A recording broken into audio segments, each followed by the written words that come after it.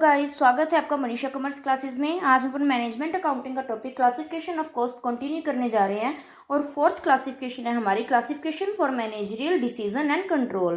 Classification of cost की 3 classification: classification by nature और element, functional classification, classification on the basis of behaviour मैं last वाली videos में करवा चुकी हूँ। अगर आपने वो वीडियोस नहीं देखी हैं तो उनका लिंक नीचे डिस्क्रिप्शन में दिया हुआ है, वहां पर जाके चेक कर सकते हैं। तो चलिए आज की वीडियो स्टार्ट करते हैं हम। Classification for managerial decisions and control. इससे पहले अगर आपको मेरी वीडियो अच्छी लगे तो प्लीज वीडियो को लाइक करना, कमेंट करके बताना कि वीडियो कैसी लगी। तो चलिए स्टार्ट करते हैं। फर्स्ट कॉस्ट है हमारी कंट्रोलेबल एंड अनकंट्रोलेबल कॉस्ट। मतलब क्या है? Controllable cost is an expense that can be increased और decreased based upon a particular business decision, but uncontrollable cost can't be increased और डिक्रीज्ड। मतलब जो कंट्रोलेबल कॉस्ट है उसको हम इंक्रीज कर सकते हैं, डिक्रीज कर सकते हैं, मतलब कंट्रोल कर सकते हैं कोई एक पर्टिकुलर डिसीजन लेके।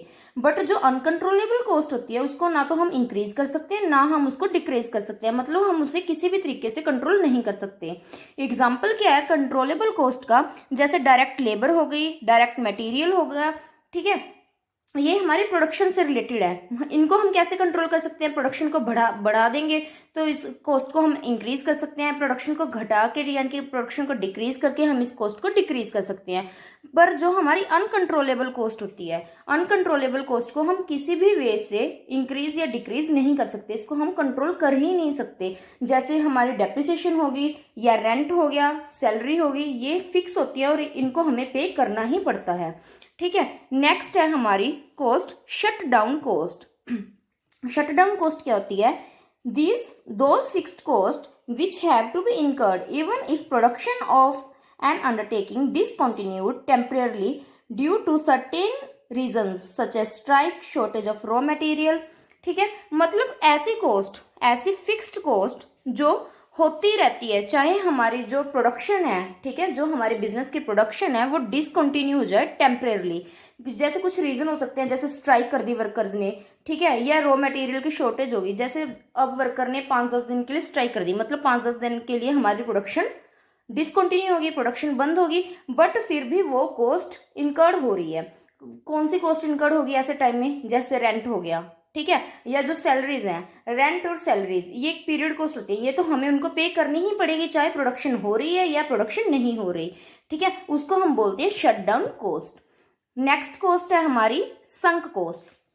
संक कॉस्ट क्या होती है?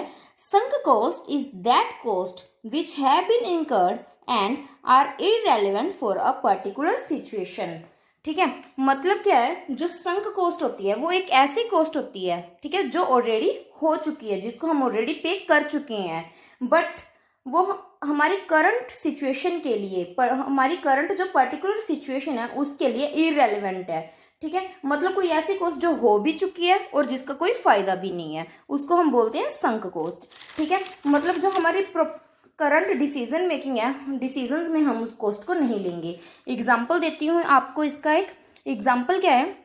A company spends 10,000 rupees to train its sales staff in the use of new computers which they will use to take customer orders। मतलब क्या है? जो एक कंपनी है उसने 10,000 रुपीज स्पेंड किए हैं। किस चीज पे स्पेंड किए हैं? अपने जो सेल्स स्टाफ है, ठीक है, उसको न्यू कंप्यूटर्स की ट्रेनिंग देने के लिए, ताकि वो उस पे कस्टमर के ऑर्डर्स ले सके, ठीक है। The computer prove to be unreliable, ठीक है। बाद में क्या पता चला कि जो कंप्यूटर है वो अनरिलायबल है, ठीक है, कंप्यूटर अनरिलायबल प्रूव हो गए हैं।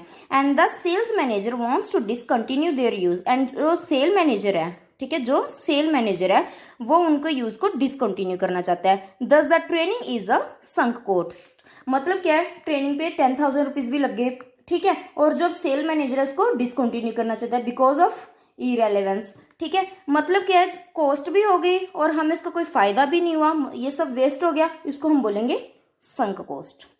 क्लियर है? नेक्स्ट है हमारी प्रोडक्ट कॉस्ट। प्रोडक्ट कॉस्ट क्या आती है? Which are related with the production and become part of the cost of the product are called product cost.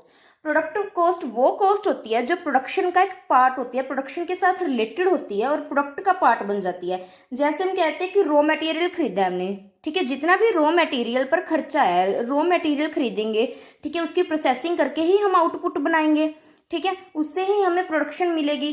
तो जो रॉ मटेरियल का खर्चा है वो क्या हो गया, उसकी प्रोडक्ट कॉस्ट। या फिर जो हम डायरेक्ट वेजेस प्रोवाइड कर रहे हैं उन वर्कर्स को जो प्रोडक्शन के काम में लगे हुए हैं, ठीक है, उन वर्कर्स को जो प्रोडक्शन के काम में लगे हुए हैं, यानी कि जो प्रोडक्ट को बना रहे हैं, ठीक है, तो वो क्या हो गया, उसकी प्रोडक्ट कॉस्ट। नेक्स्ट है हमारी पीरियड कॉस्ट। पीरियड कॉस्ट क्या होती है, जो प्रोडक्ट के साथ नहीं रिलेटेड होती बल्कि पीरियड के साथ रिलेटेड होती है। Which are not related with product, जो प्रोडक्ट के साथ नहीं रिलेटेड होती बट पीरियड के साथ रिलेटेड होती है। जैसे हम कह देते हैं रेंट, सैलरी, ठीक है, रेंट है मंथ बाय मंथ हमने पे करना होता है, ये सैलरी है मंथ बाय मंथ पे करनी होती है। इसका ये तो है नहीं कि आज प्रोडक्शन हुई है तो हम सैलरी पे करेंगे, अगर प्रोडक्शन नहीं हुई है तो सैलरी पे नहीं करेंगे, ऐसा तो कुछ होता नहीं है। इसका तो सिंपल है कि 1 मंथ हो गया सैलरी पे करनी है, 2 मंथ्स हो गए सैलरी पे करनी है। क्लियर है। नेक्स्ट है हमारा डिफरेंशियल।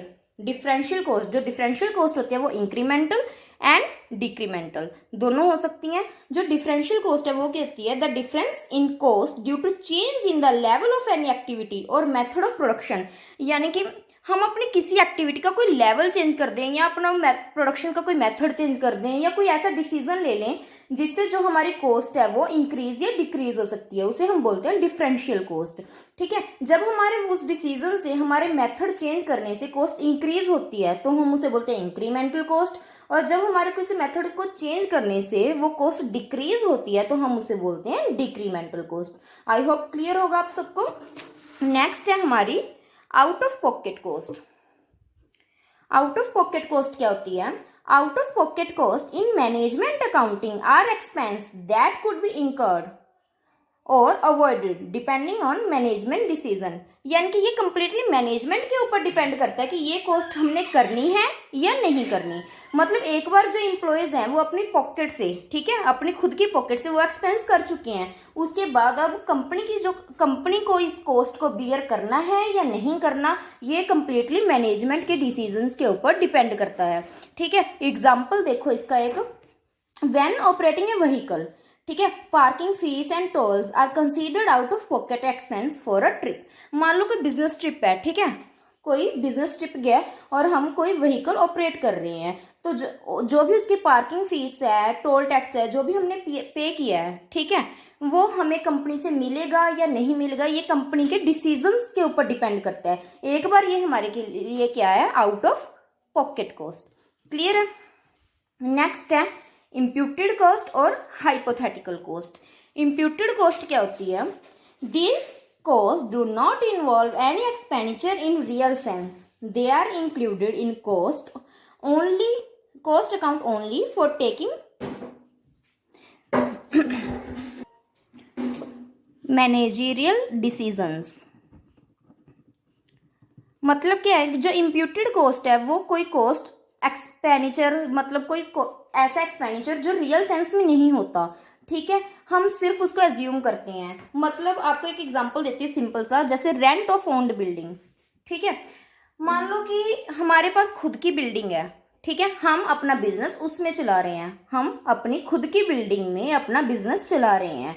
ठीक है, इम्प्यूटेड कॉस्ट में क्या आ जाता है कि मान लो हमारे पास खुद की बिल्डिंग ना होती, ठीक है, हमारे पास खुद की बिल्डिंग ना होती और हमने रेंट पे बिल्डिंग ली हुई होती तो भी तो उसका रेंट पे करते।